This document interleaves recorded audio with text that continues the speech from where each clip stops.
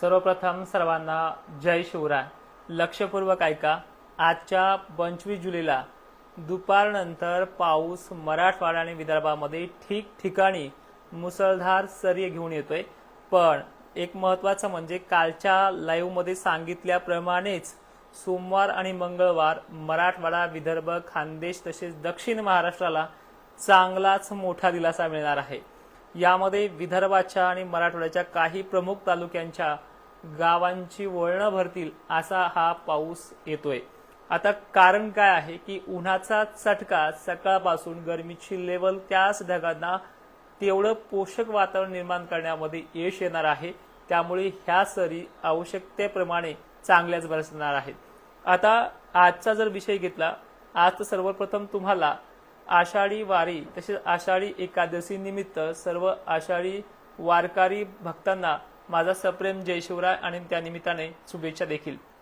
पण सोमवार येते ना येते की लातूरचं, सोलापूरच्या अनेक भागांचं जे काही पेरणीचं किंवा पेरलेल्या पिकांचं जे काही वातावरण पिकं करपू लागतात त्यांना जबरदस्त दिलासा जो आतापर्यंत विदर्भाला आणि मराठवाड्याच्या काही भागांना मिळत होता, अशा प्रकारे यांची सुरुवात होते सोमवारपासून. पण आजच्या 25 जुलैला जालना, बीड, छत्रपती संभाजीनगरसह विदर्भ सर्वत्र आणि जवळपास मराठवाडा ही नांदेड, परभणी, लातूर, हिंगोलीसह जवळपास सर्वत्र सटकारे बिटकारे चालू होणार आहेत. ते धार त्याची मोठी असणार आहे. काही ठिकाणी चांदणभरीची देखील शक्यता आहे. यामध्ये सुरुवात करेल तो दुपारी 2:30च्या आसपास, तर काही ठिकाणी 1:30 वाजता, तर काही ठिकाणी जवळपास पाहायला गेलं तर 3-4 वाजेपर्यंत ही सटकारे असतील.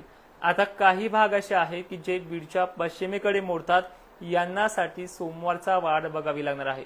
सोमवार ते मंगळवार याच टायमिंगला इथे सुरुवात होईल. जवळपास सर्व सोडलेल्या भागांना याच महिन्याच्या शेवटच्या तारखेपर्यंत तो नक्की घेईल, असा ह्या मान्सूनचा बळकट प्रवास सुरुवात होतोय. आता लक्षपूर्वक ऐका की आज 25 जुलैला जळगाव जिल्ह्यामध्ये आणि छत्रपती संभाजीनगर पासून पूर्वेकडील असलेल्या विदर्भाला सुद्धा 2:30 ते 3 वाजता पाऊस सटकारे बिटकारे आजच्या 25 जुलैला सुरुवात करतोय. पण हे जे काही आजचा आणि उद्याचा दिवस आहे म्हणजे 26 जुलै, हा सर्व दूर सर्व शाम नसणार आहे. पण 27 जुलै पासून ती सुरुवात होते की जवळपास तिथून पुढे 1-2 दिवसात का होईना महाराष्ट्र व्यापू शकतो, अशी याची पावसाची निर्मिती या कालखंडामध्ये होते. आता जवळपास आता आपल्याला जे काही कामं करायची, फवारणी वगैरे नियोजन, हे पण दुपारपर्यंत मराठवाड्यामध्ये आणि विदर्भात चालतील, जे ज्यांना रेग्युलर पाऊस पडतो अशा गावांसाठी. पण दुपारच्या आधी आपण हे काम आटोपतं घ्यावं, हे ह्या व्हिडिओच्या मागचा हेतू आहे. सर्वाधिक महत्वाचं म्हणजे जायकवाडीचा टप्पा 40 पार करणार म्हणजे करणारच. जी आपली भूमिका होती ती आता करताना दिसतोय. 37चा आकडा पार होताना दिसतोय. अवघी 3% ही परिस्थिती होणार आहे. ठीक आहे. आता अनेक कमेंट्स येतात, तर कमेंटकडेही फोकस करूया. पण लक्षपूर्वक ऐका, ह्या सोमवार आणि मंगळवार पासून तुमच्या मनात असलेला पाऊस आगमन करतो आणि एकंदरीत बऱ्याच ठिकाणी आणि सर्वत्र असल्यासारखी त्याची पावसाची व्याप्ती आहे. आणि इथून पुढे 7 ऑगस्ट पर्यंत आपल्या डोक्यात चाललेला दुष्काळ नावाचा जो काही घटक आहे तो पूर्णपणे निघून जाईल. तर आता आज लक्षपूर्वक ही जी काही सांगतोय मी तुम्हाला, हे वातावरण ढगाळ सकाळपासून जिथे चकाकी ऊन आहे, जो म्हणजे जालना असेल, उत्तर महाराष्ट्र आहे, या चकाकी उन्हामधनं जवळपास 11-12 वाजता ढगं निघायला सुरुवात होईल. 12-1च्या दरम्यान ढगं पांगल्यासारखीही वाटतील. पण ज्यावेळेस ढगं जागचे हलत नाही, त्याला अर्थ असा आहे की तो 80 मायक्रॉनचा निम्ब्रोस्ट्रेटस किंवा ऑक्टोकोलंबस बनलेला आहे. त्यामुळे पाणी पडताना त्याचा जो सटकार आहे तो जाळ पत्र पण वाचतील एवढा जोरदार वाटू लागेल. ही सुरुवात दुपारनंतर आहे मराठवाड्यामध्ये आणि विदर्भात, खानदेशात अनेक ठिकाणी, तसंच पश्चिम महाराष्ट्रातल्या मोजक्या भागात, दक्षिण महाराष्ट्रात मोजक्या भागामध्ये. पण सोमवारपासून जे घडतंय अनेक भागांमध्ये, ते जे नाही घडत अशा भागांना सुद्धा सोमवार आणि मंगळवार म्हणजे 27 पासून ही सुरुवात चांगली होणार आहे. आता कमेंटकडे वळूयात. परळी वैजनाथला आज दुपारनंतर सुरुवात करेल, पण त्या भागांमध्ये चांगली व्याप्ती हवी असेल तर सोमवारपर्यंत वाट बघावी लागेल. म्हणजे उद्याचाच दिवस आडवा आहे आणि उद्या परवाच्या दिवशी दुपार आडवी आहे, म्हणजे त्या भागामध्ये. लातूर जिल्ह्याला आज अनेक ठिकाणी शेतकऱ्यांचं समाधान होईल. मोजके भाग आहेत पण समाधान व्हायला सुरुवात होईल. आणि त्यानंतर ही परिस्थिती जी आहे तुमची सोमवार आणि मंगळवार देखील असणार आहे. महम्मद शेख सर, तुमच्या भागाचं नक्की निरासन होणार आहे, फक्त 2 दिवस वेटिंग करा.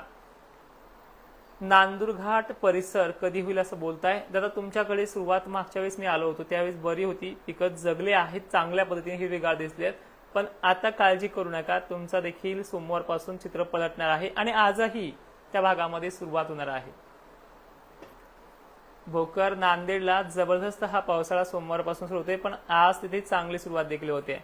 आणि काही जणांच्या कमेंट आहेत, सिरूर अंतपालला पाऊस झालाय म्हणतात. बरोबर आहे, तुम्ही सुद्धा मला मेसेज केला होता चांदण्याभर पाऊस झालाय, त्यावरती पेरणी शक्यतो केली नाही, हे चांगलं केलंय.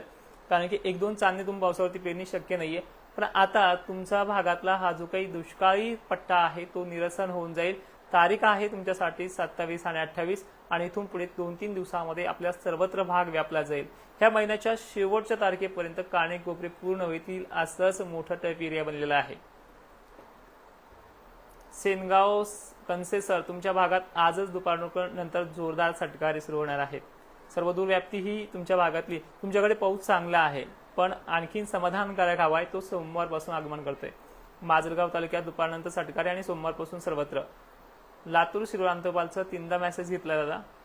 गंगाखेड तालुका, गंगाखेड कुठल्या भागातला आहे?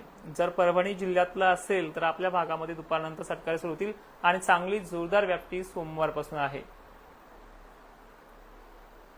भूम परांडाला आणखीन पावसानं बऱ्यापैकी घेतलं नाहीये, पण आता तुमच्याकडे बदल होताना दिसतोय.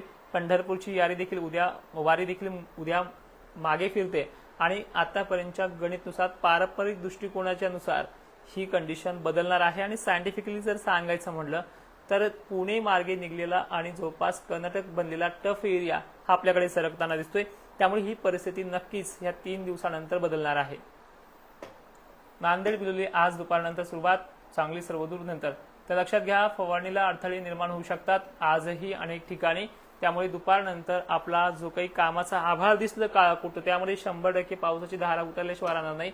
जर उन्हाचा चटका 2-1.5 वाजता चांगला पडला तर 15 मिनिटाचा असू द्या, 20 मिनिटाचा असू द्या, काही प्रॉब्लेम नाहीये. पण त्यामध्ये ती प्रणाली विकसित आहे म्हणजे आहे. तर आता लक्षात घ्या, मी जाता जाता शेवटचं सांगतोय आणि 2-3 तारखाचा इश्यू पूर्ण करते. तसाही आपला लाईव्ह फेसबुकला आहे, फॉलो करून ठेवत चला. कारण की इतर ठिकाणी काय होतंय, व्हिडिओची क्लिप घेतली जाते आणि तिला वेगळंच वळण सांगितलं जाते. अतुल त्रिवेदी सर, चंद्रपूर या भागात बऱ्याच ठिकाणी, वर्धा वगैरे भागात बऱ्याच ठिकाणी झालं नाही.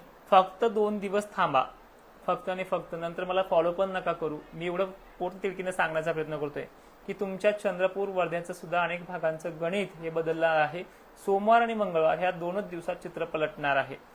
आता मी एवढं सांगेल जाता तुम्हाला की येत्या 24 तासामध्ये पावसाचं जी काही प्रणाली आहे, आज आणि उद्या अधूनमधून काही ठिकाणी सटकारी, काही ठिकाणी मुसळधार सरी असं आहे. 26 जुलैच्या दुपारनंतर देखील आणखीन चांगली वाढ होणार आहे. 27 पासून राज्याच्या सोलापूर, लातूर सुद्धा सक्रिय असणार आहे. कारण की कर्नाटक मधनं येणारं बाष्प ह्या भागांना नक्की तारतंय.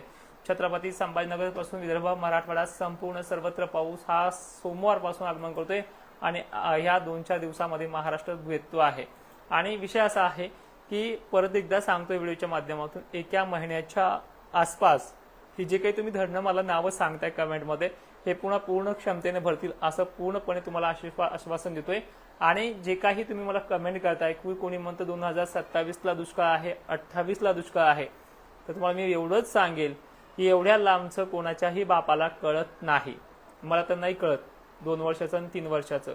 पण एक मात्र नक्की आहे, ज्या 5 मार्चला आपण रिपोर्ट देतो, तो रिपोर्ट अजूनही बघा, जसं त्यामध्ये सांगितले तसंच घडत आलेलं आहे आणि तसंच घडणार आहे. कारण की 3 वर्ष कंप्लीट झाली, एकही रिपोर्ट फेल गेला नाहीये आणि त्या रिपोर्टनुसारच आपण चालतो सुद्धा आहे. तो रिपोर्ट काढायला जवळपास मला 15 दिवस लागतात.